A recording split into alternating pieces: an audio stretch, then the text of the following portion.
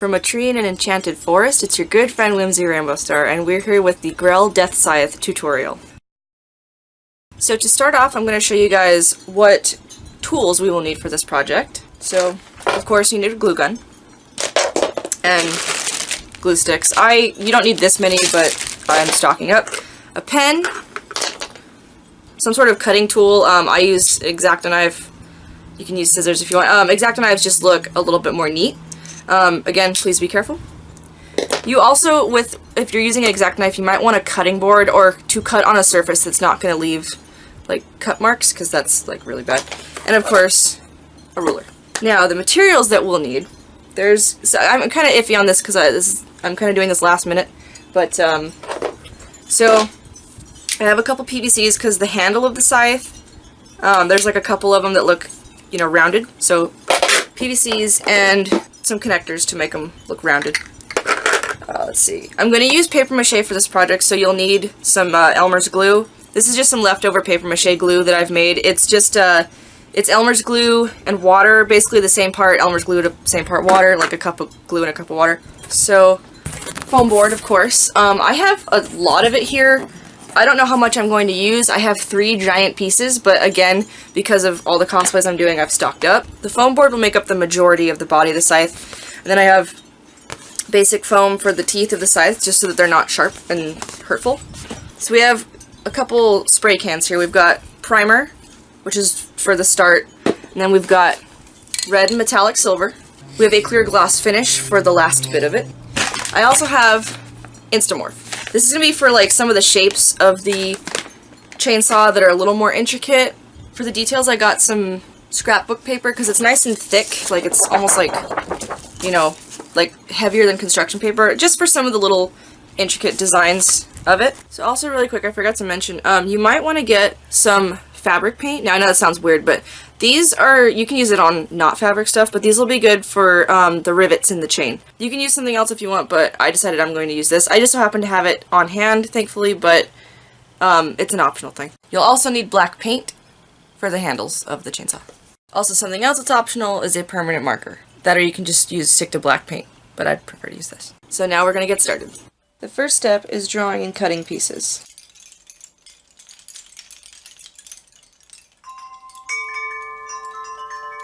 The blade of the chainsaw should be 4.5 inches by 26 inches, and you'll want to cut 2 of them.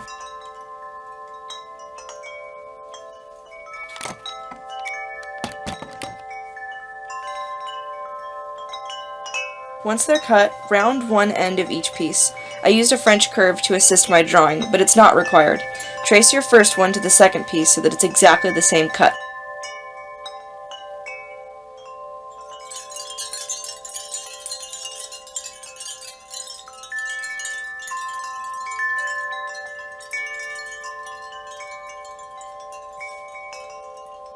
The box is 9 by 6 by 5. You'll cut 6 pieces. 2 are 9 by 6, 2 are 6 by 5, and 2 are 5 by 9.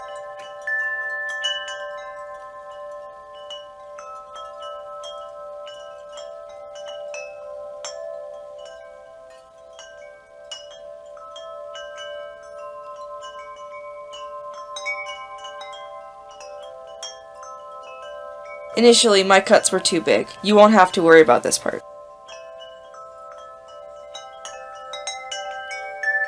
Next, I duct taped the insides of the box walls together. This will help initially shape the box in place. Before taping this piece, we'll have to cut the hole for the blade. It should fit snugly into a 4 3/4 inch by 1/2 inch slot.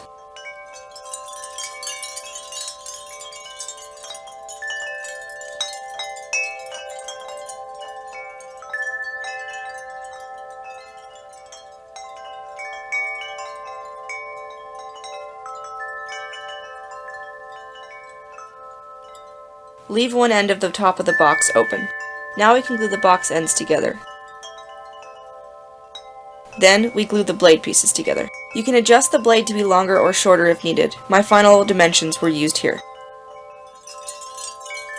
Now we paper mache the pieces. Start with the edges of one side of the blade. Once done, let it dry in a sunny place.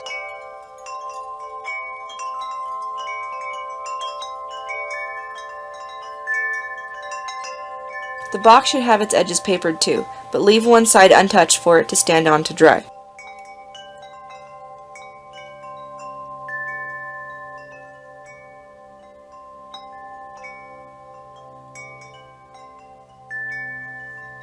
After the piece is dry, finish off the other side of the blade edge.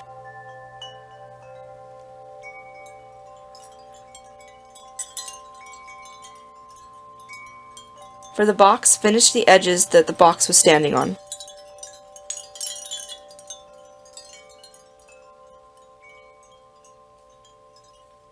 Once dried again, it's time to paper the flat end. Lay the paper down along the blade length, covering most of the dried newspaper on the top. As for the box, cover all but one flat side in the same manner.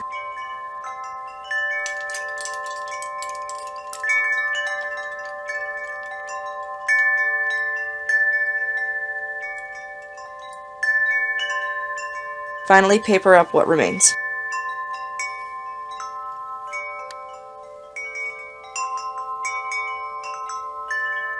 Now we cut the PVC pipes to fit the handle. You'll want 4 pieces, 2 at 5.5 inches and 2 at 5.25 inches.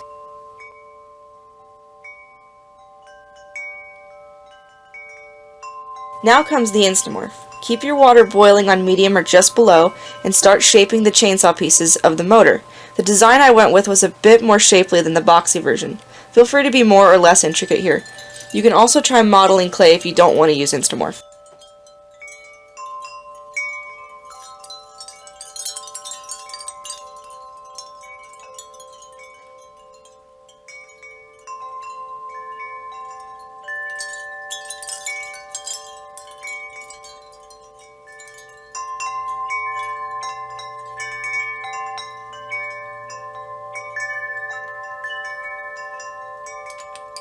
Next, we cut the chain links. You'll need 100 pieces, 50 will be simple ovals and 50 will have a barb on one end.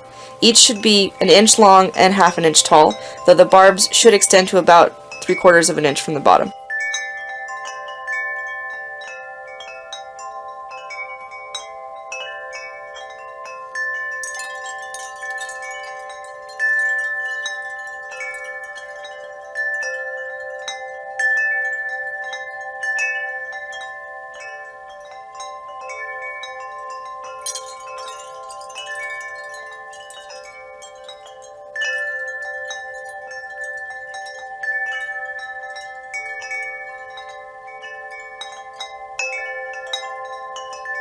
Once you've cut them, start gluing them to the blade. You don't want them all the way up the blade, only to where the blade protrudes from the box. Alternate oval with barb, and make the barbs face each other in pairs.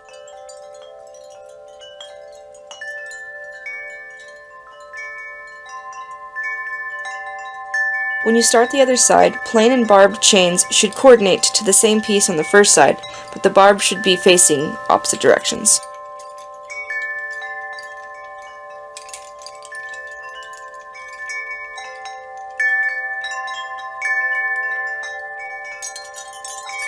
This should show a close-up of what I mean.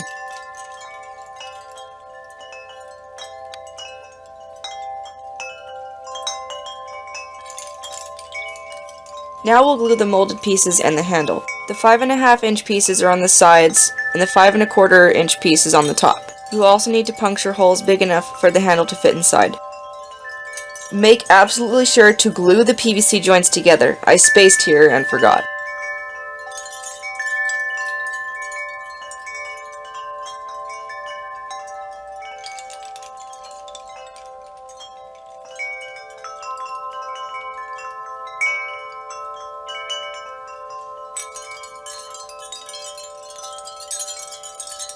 The last PVC piece, which is 5.25 inches, goes at the back with these triangular pieces. I used some foam board to anchor it.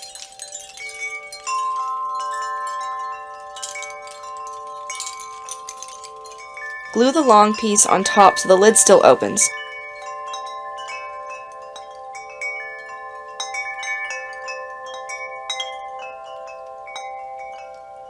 Then this extra foam connects to the back handle. I made a final foam piece for the bottom as well.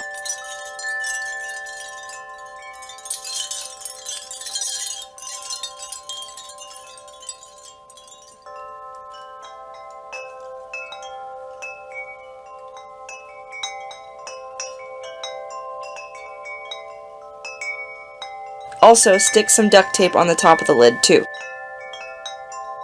Now we prime everything. I spray 2 coats to each side, waiting in between coats with the time given on the can.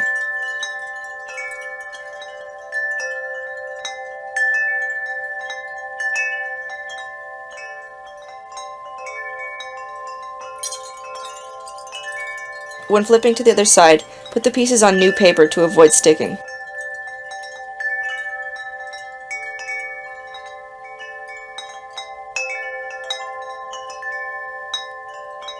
And now we paint. Red for the motor,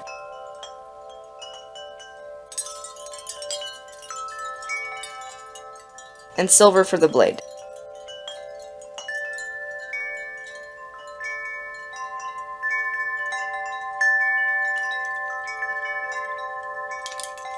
Next we'll detail the blade. The silver fabric paint is dabbed on in drops to make little rivets. I found this extremely easy and efficient. Then we want to cut the circle decal for the tip. The circle's diameter is 3 inches and the inside cutout is 2 inches. I drew a circle on my computer and printed it. You can do this or freehand it, or use a compass, or you can even trace a circular item of similar size.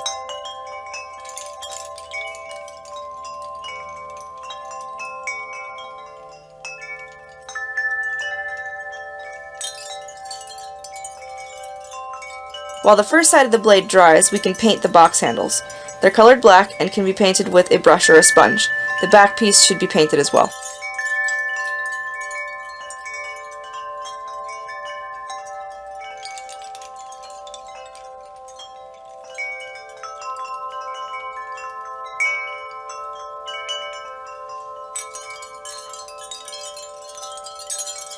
The motorbox details can be as intricate or as simple as you want. The design I went with had no gold on it, but other styles can if you prefer. Go ahead and draw openings with the Sharpie to symbolize vents.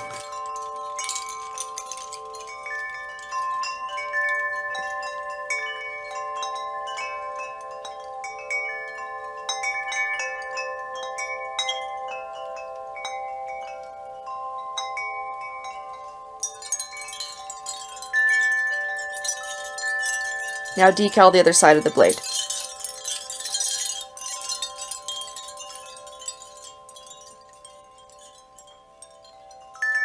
Next we paint the interior and the lid black. This is optional, but it looks a lot neater.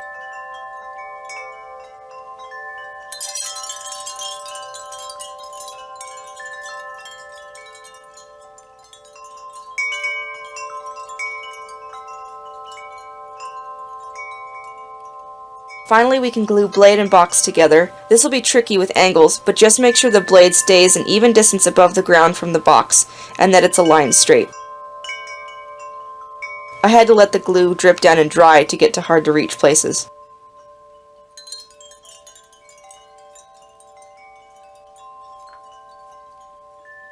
Lastly, we gloss. 1 coat should do, but feel free to do more if you choose.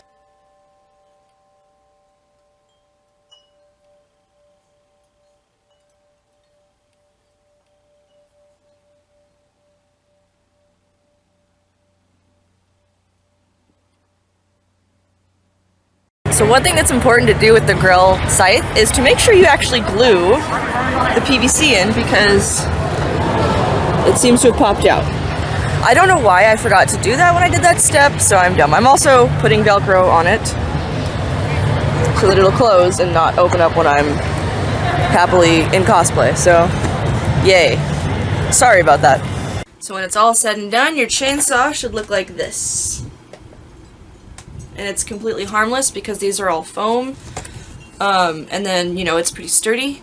Now, you're seeing this video clip after Anime Expo has already happened.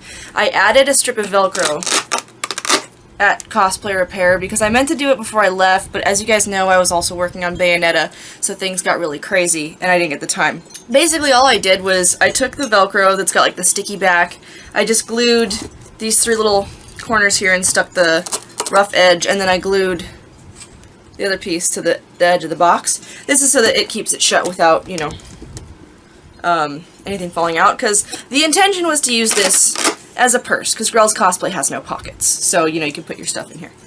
And of course, as I noted, I forgot to glue the PVC connectors together when I was putting it together initially. So they did kind of come apart. I had to glue them at Cosplay Repair. So just, you know, I was just trying to do this so quickly. But for future, just make sure you glue these together. Don't just stick them because that won't stay. But this survived a con. It's a little dinged up, but it'll do really good for you. Hopefully it's not too complicated of a project. I don't think it was. It wasn't so bad. It wasn't as bad as Bayonetta guns. So thank you guys for watching my tutorial. I hope that you make your own Grell Scythe, and if you want to send me pictures, like send them on my Facebook or on my Twitter. I would love to see your guys' scythes that you've made based on my tutorial. And also, if you don't want to do the box, you can just glue the top piece. You know, it doesn't really matter. You can just have a box that doesn't open. So I'll see you guys in the next tutorial, and until then, stay whimsical.